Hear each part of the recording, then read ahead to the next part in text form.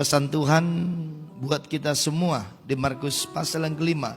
Kalau saudara lihat di Alkitab saudara, itu adalah perikopnya Yesus membangkitkan anak Yairus dan menyembuhkan seorang perempuan yang sakit pendarahan.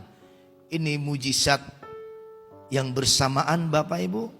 Kalau saudara lihat kisah yang luar biasa ini. Datanglah seorang kepala rumah ibadat yang bernama Yairus. Ketika ia melihat Yesus, tersungkurlah ia di depan kakinya. Sama-sama katakan dengan saya, tersungkur. Ya, next, ayat 23. Dan memohon dengan sangat kepadanya, anakku perempuan sedang sakit, hampir mati. Datanglah kiranya dan letakkanlah tanganmu atasnya, supaya ia selamat dan tetap hidup. Saudara kekasih di dalam Tuhan, kenapa seorang Yairus berani mengambil sebuah keputusan untuk tersungkur di depan kaki Tuhan? Karena cintanya kepada anak perempuannya. Luar biasa, cinta itu gak kelihatan, tapi dampaknya sangat ajaib. Yang pertama, untuk kita bisa tersungkur di kaki Tuhan, banyaklah membangun cinta kasih di dalam Tuhan. Yang percaya katakan amin. Semua yang kita lakukan harus bersumber dari dalam cinta kasih. Kasih itu kekal, kasih itu gak bisa berhenti. 1 Petrus pasal 4 ayat yang ke-8. Baca sama-sama, 3, 2, 1. Tetapi yang terutama, kasihlah sungguh-sungguh seorang akan yang lain, sebab kasih menutupi banyak sekali dosa.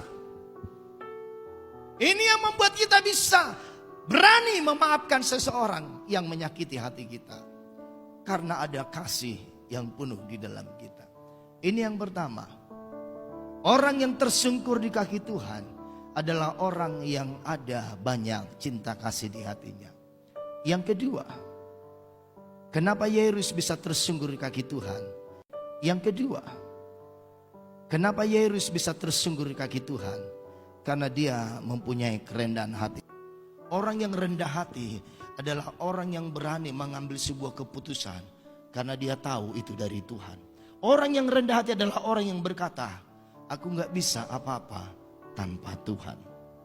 Arti yang kedua daripada tersungkur adalah kerendahan hati. Orang yang rendah hati, kalau dia sabar dalam penantian akan Tuhan, maka Tuhan akan meninggikan dia pada waktunya. Yang percaya katakan amin. Saya percaya di saat kita belajar merendahkan hati kita di hadapan Tuhan, menanggalkan semua atribut kita. Saudara datangkan dari berbagai macam nih. Anda posisinya yang tinggi di kantor, mungkin Anda seorang owner, seorang yang terkenal mungkin, yang disegani oleh bawahan. Tapi Anda datang ke gereja, kita buka semuanya itu, amin. Kita ini sama di hadapan Tuhan. Itu kerendahan hati Bapak Ibu. Yairus rela menanggalkan apa yang menjadi kebanggaan hidupnya hanya untuk bisa tersungkur di kaki Tuhan. Tersungkur itu tidak mudah Bapak Ibu. Bagaimana orang bisa bertahan menghadapi hidup ini kalau dia banyak tersungkur di kaki Tuhan? Yang ketiga, arti tersungkur di kaki Tuhan adalah arti bukti tersungkurnya kita di hadapan Tuhan adalah bukti kasih-Mu kepada sesama.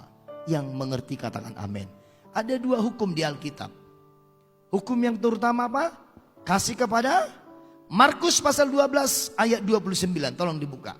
Ada dua hukum di Alkitab yang terutama. Dikatakan Markus pasal 12 ayat 29. Jawab Yesus, hukum yang terutama ialah, dengarlah hai orang Israel, Tuhan Allah kita, Tuhan itu Esa. Ayat 30. Kasihilah Tuhan Allahmu dengan segenap hatimu, dan dengan segenap jiwamu, dan dengan segenap akal budimu, dan dengan segenap kekuatanmu. Dan hukum yang kedua, kasihilah sesamamu manusia seperti dirimu sendiri. Tidak ada hukum yang lebih utama daripada kedua hukum ini. Ngomong kanan kiri, kasih sesamamu, bilang. Berikan tepuk tangan buat Tuhan Yesus Kristus. Yang ketiga Bapak Ibu, Tuhan sedang mengajar Yairus. Tuhan sedang mengajar saya dan saudara. Yang ketiga adalah Yairus, bukti cintamu kepadaku adalah buktikan juga kepada wanita ini. Di saat dia sedang berjalan bersama dengan Tuhan, ingin mendapatkan mujizat buat putrinya di rumah. tapi di tengah jalan dia diberhentikan. Bukankah seringkali hidup kita begitu? Kita sudah mau dapat, kita sudah senang, kita sudah sukacita, kita sudah bahagia, semangat sudah bergelora, tapi tiba-tiba stuck. Kita dihentikan oleh orang-orang di sekitar kita yang menghalangi jalan-jalan hidup kita. Ini syarat yang ketiga buat Yairus. Sementara dia butuh Tuhan, tapi di sisi yang lain, sementara Tuhan meminta waktunya untuk wanita ini. Kenapa ada berita dari rumahnya bahwa anaknya sudah mati? Saudara tahu gara-gara siapa? Gara-gara siapa? Wanita pendarahan ini berbicara banyak dengan Tuhan. Itu yang membuat waktu itu berjalan dengan cepat sehingga anak perempuannya mati. Saya mau sampaikan begini Bapak Ibu. Bukti kita mengasihi Tuhan adalah bukti kita mengasihi sesama. Kita tidak bisa bilang begini, aku mengasihi Tuhan, tapi Anda tidak mengasihi tetangga saudara. Itu nonsens.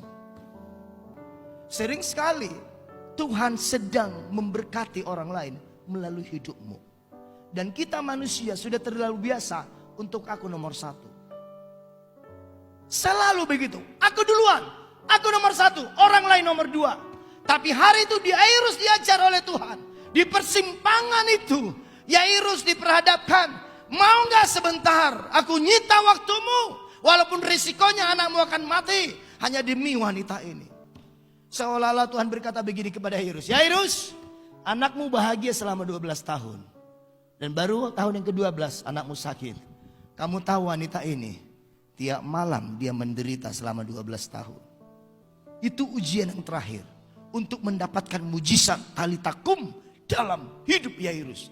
Tapi Alkitab mencatat tidak ada satu kata pun komplain, tidak ada satu kata pun sungut-sungut. Untung Yairus juga berkata, hai wanita, gara-gara engkau ada berita anakku sudah mati. Tetapi Yesus tidak menghiraukan perkataan mereka dan berkata kepada kepala rumah ibadat itu, jangan takut, percaya saja. Markus pasal 5 ayat yang ke-41 dikatakan, lalu dipegangnya tangan anak itu, katanya talitakum, yang berarti hai anak, aku berkata kepadamu bangunlah. Seketika itu juga anak itu bangkit berdiri dan berjalan, sebab umurnya sudah 12 tahun. Semua orang yang hadir sangat takjub. Mau menerima mujizat talitakum? Banyak tersungkur di kaki Tuhan. Kalau engkau dengar berita, perhatikan 3 langkah ini. Jangan dihiraukan. Karena engkau hidup bukan karena kata orang. Dan engkau penuh dengan masa depan yang penuh harapan. Bukan orang yang ngatur, tapi Tuhan yang ngatur. Jangan dihiraukan. Jangan takut, percaya saja.